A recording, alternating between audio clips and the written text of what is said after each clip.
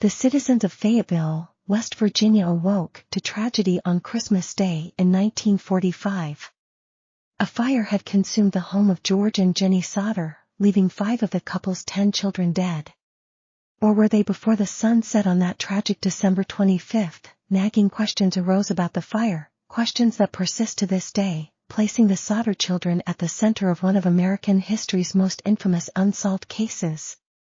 The undisputed facts are, 9 of the 10 Sauter children, the oldest son was away in the army, went to bed on Christmas Eve. After that, Mother Jenny was awoken 3 times. First, at 12:30 a.m., she was awoken by a phone call during which she could hear a man's voice as well as glasses clinking in the background. She then went back to bed only to be startled by a loud bang and a rolling noise on the roof. She soon dozed off again and finally awoke an hour later to see the house engulfed in smoke. George, Jenny, and 4 of the Sauter children, toddler Sylvia, teenagers Marion and George Jr., as well as 23-year-old John, escaped. Marion ran to a neighbor's house to call the Fayetteville Fire Department, but did not get a response, prompting another neighbor to go looking for Fire Chief F.J. Morris. In the hours spent waiting for help, George and Jenny tried every imaginable way to rescue their children, but their efforts were thwarted. George's ladder was missing, and neither of his trucks would start.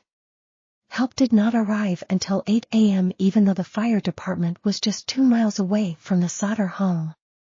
The police inspector said the cause of the fire was faulty wiring. George and Jenny wanted to know how that was possible, given that there had been no previous issues with the electricity. They also wanted to know why there were no remains among the ashes. Chief Morris said that the blaze had cremated the bodies, but a crematorium worker told Jenny that bones remain even after bodies are burned at 2,000 degrees for 2 hours. The Sauter home only took 45 minutes to burn to the ground. A 1949 follow-up search uncovered a tiny portion of human vertebrae, which was determined by the Smithsonian Institution to have sustained no fire damage and most likely was mixed in with the dirt that George used to fill in the basement while constructing a memorial for his children. There were other oddities about the case as well. In the months preceding the blaze, an ominous drifter hinted at doom, and a few weeks later, an insurance salesman angrily told George his house would go up in smoke and his children would be destroyed as payment for his criticism of Mussolini among the area's largely Italian immigrant community. And the sightings began immediately after the fire. The Sauter children were reportedly spotted in a passing car watching the blaze, said some locals.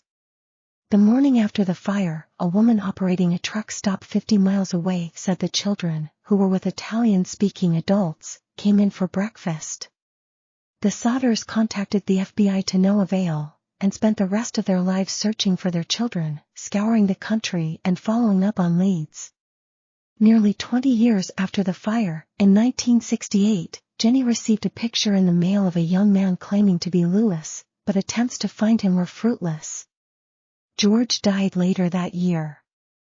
Jenny built a fence around their home and wore black until she died in 1989. The youngest of the Sauter children, Sylvia, now in her 70s, resides in St. Albans, West Virginia. And the mystery of the Sauter children lives on. Alright folks, if you want more such videos, make sure you subscribe to Oddity and hit that bell icon too. Adios.